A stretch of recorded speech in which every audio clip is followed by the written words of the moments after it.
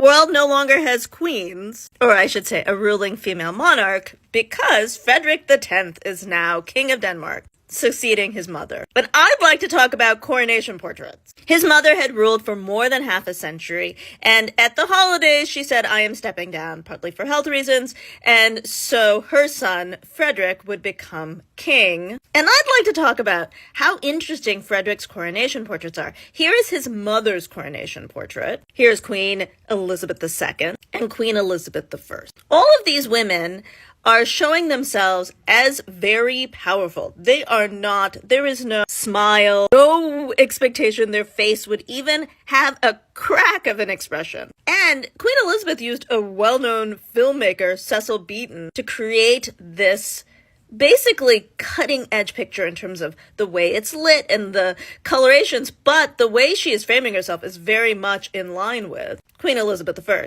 All money, all power, all business. Now let's compare this with this. This could be an ad for a new HBO movie because it looks as if they are thinking things. They look sort of human. It was shot by Hasse Nielsen, who's an editorial photographer. He works for Vogue Scandinavia. And if you notice the framing, it's not just the way it's lit. For example, it has much more shadow on their faces. It's also the way the shadow is showing behind him. Versus this, which is lit pretty evenly. You, of course, have to have shadows underneath the face. But this is all power, no personality. Now, you might say, was it because of gender? And I would say no.